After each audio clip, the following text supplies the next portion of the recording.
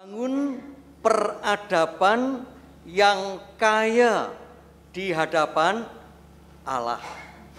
Ini bahasanya bahasa khutbah atau bahasa seminar, Pak Ibu. Ini bahasa yang cukup tidak mudah untuk diartikan. 1 minggu lalu kita diajar tentang apa, Bapak Ibu? Kekuatan doa. Ternyata doa seringkali diartikan dari sudut pandang kemiskinan. Sehingga ketika berdoa isinya hanya itu sudut pandang kekirian. Padahal doa di dalam renungan kita itu berfungsi sebagai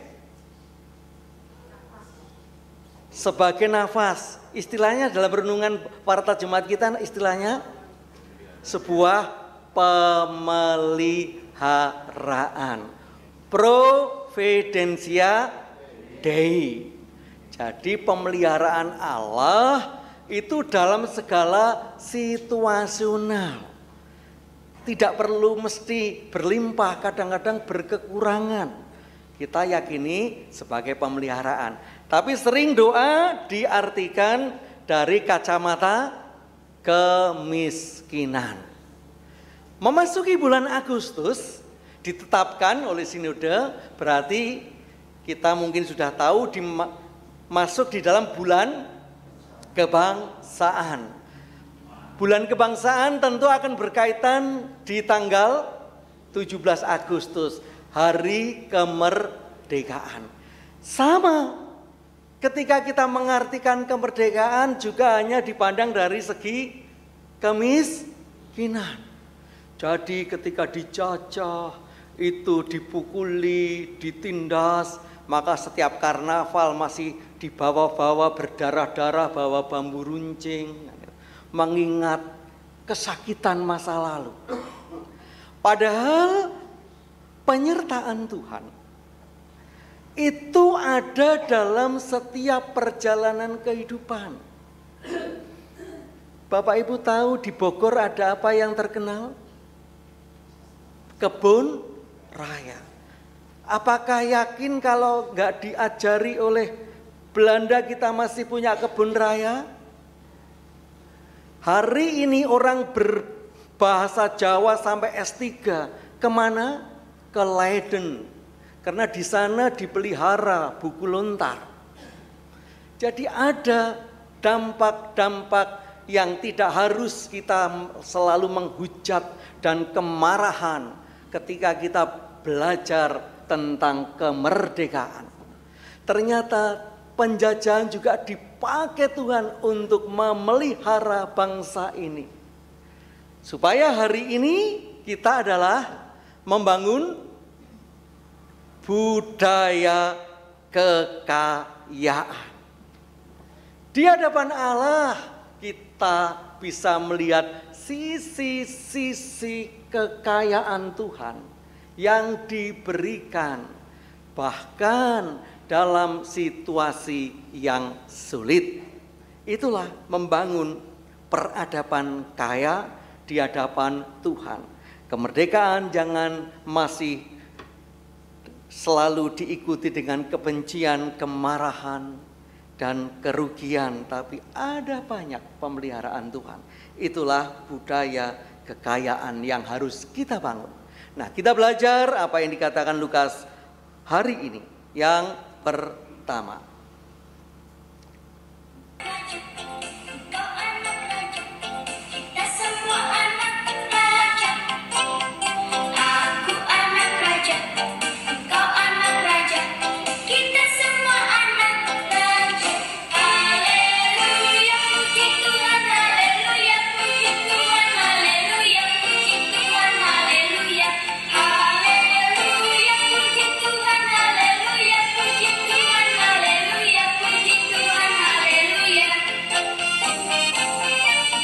kalau kita kaya, biasanya kita mengidentikan menjadi, kalau kita kaya biasanya kita mengidentikan sebagai anak raja, ya kan?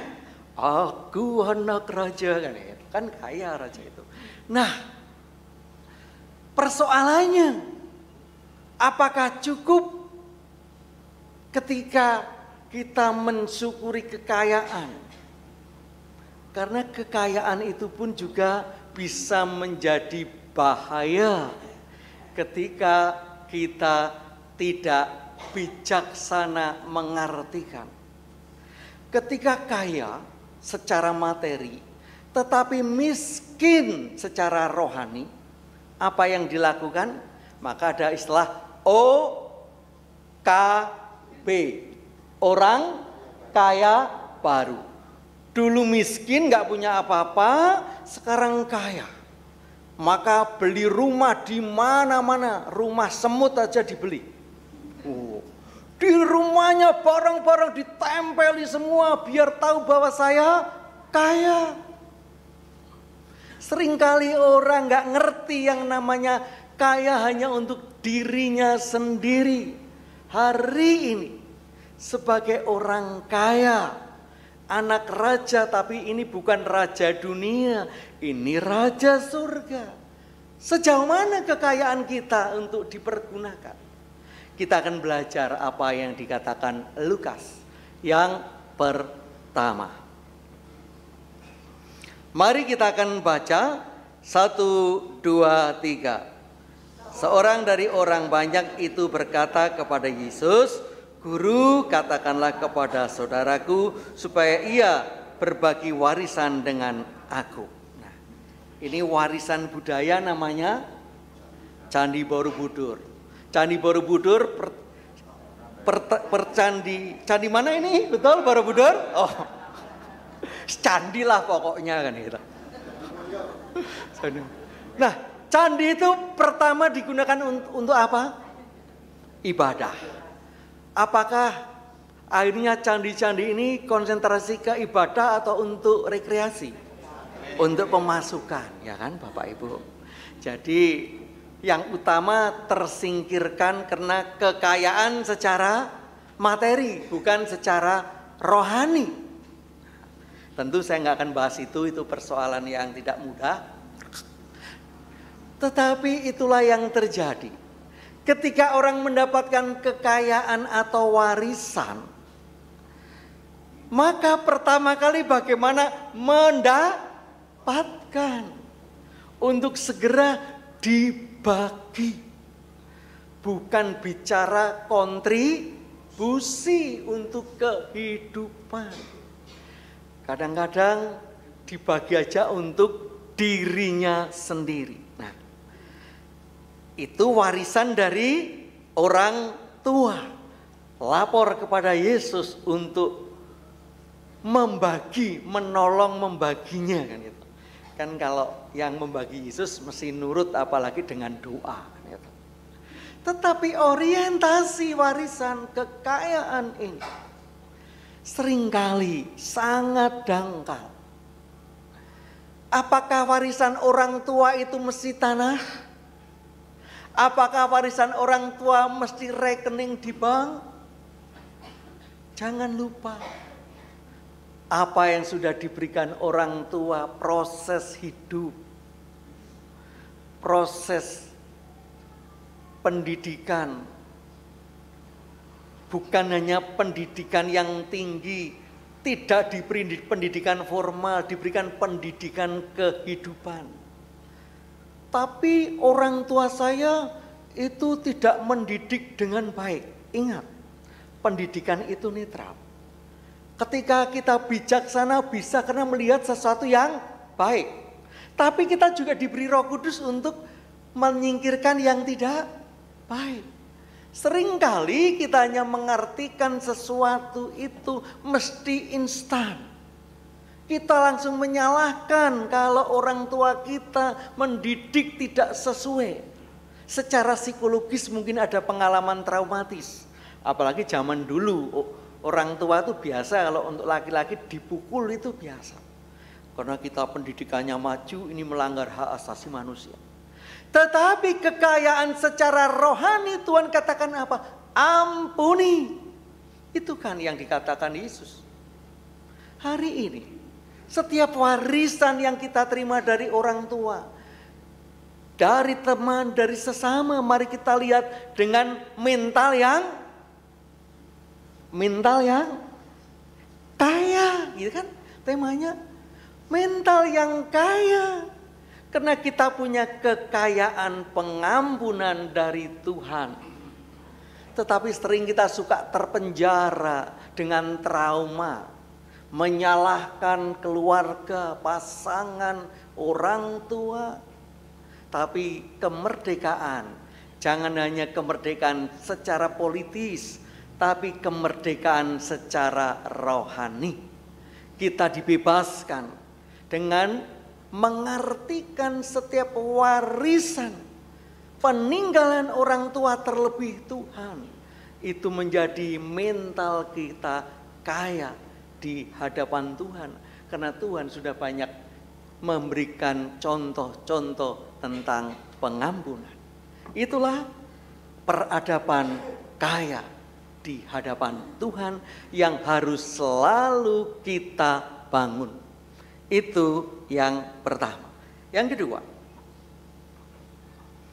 mari kita baca 1, 2, 3. Katanya lagi kepada mereka, berjaga-jagalah dan waspadalah terhadap segala ketamakan, sebab walaupun seorang berlimpah-limpah hartanya, hidupnya tidaklah tergantung daripada kekayaannya itu. Berjaga-jagalah karena kaya.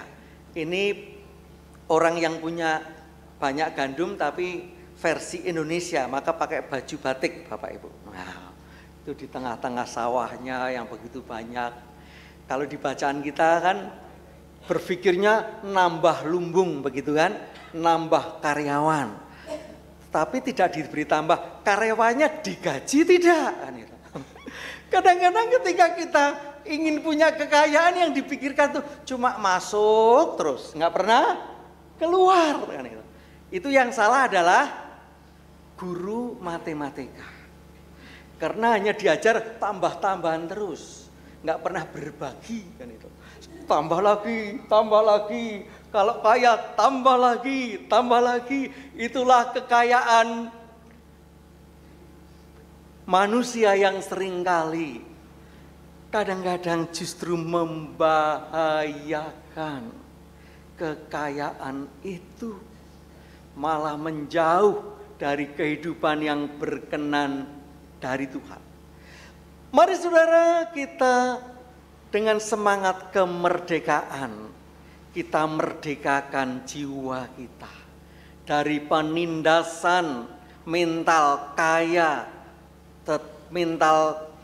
yang miskin. Jadi keinginan kayanya untuk diri sendiri menambah-nambah. Tetapi hari ini bagaimana kekayaan itu menjadi kekayaan yang berkenan bagi Tuhan. Dan yang terakhir, kita akan baca bersama 1, 2, dan 3. Demikianlah jadinya dengan orang yang mengumpulkan harta bagi dirinya sendiri, jikalau ia tidak kaya di hadapan Allah. Nah, kita diajak mencari sangu. Nah, tentu agak aneh. Kan Tuhan sudah memberikan pengampunan. Ngapain kita menyiapkan sangu? Sangu yang kita punya adalah sangu untuk mensyukuri setiap yang sudah Tuhan beri dalam kehidupan kita. Apapun itu harus kita syukuri. Itu kekayaan rohani yang tidak mudah. Ada cerita Bapak Ibu, mungkin pernah dengar ada seorang pemilik toko yang kaya. Namanya Sobo. Siapa Bapak Ibu? Wah, Sobo. Dia punya anak yang pertama namanya Soba, ya kan? Yang kedua, sobu. Oke, yang ketiga, sabu. Sabe. Yang terakhir, ya nggak mungkin toh ya. Sobo bapaknya, anak pertama Saba, Sabu, Sabe, yang terakhir Sabi. Ya, nah, satu saat dia sudah ada dalam keadaan koma, sedang dalam keadaan koma. Lalu anak-anaknya disuruh kumpul, diabsenlah dari rumah sakit. Saba hadir, lalu Sabu hadir, lalu Sabe hadir, dan yang terakhir Sabi hadir. Marah ini, loh yang jaga toko siapa? Nggak usah, saya nggak jadi mati karena nggak ada yang jaga toko. Nah, artinya kekayaan materi ini jadi penjara. Kok hartanya sendiri, hartanya orang lain aja memenjara kita. Marah ketika ada orang berbagi rezeki. Kok mau-maunya iman-iman. Hari ini saudara, kaya harta yang mana yang akan kita siapkan? Apa hanya sebatas ketika kita masih bisa menggunakan harta itu? Bahkan kekuatan harta yang tidak kita gunakan saja masih memenjara. Kita berpikir hartanya orang lain, kita nggak terima orang lain berbagi harta, padahal kita nggak menggunakan. Itulah dahsyatnya kekuatan kekayaan yang tidak berkenan di hadapan Tuhan.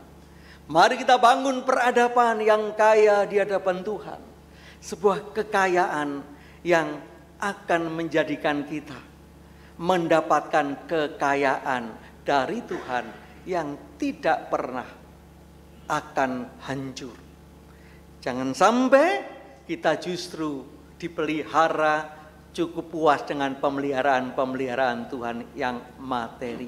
Hari ini kita akan memasuki pemeliharaan Tuhan, mengingat bagaimana Tuhan memberikan kemerdekaan dosa-dosa kita di dalam perjamuan. Amin.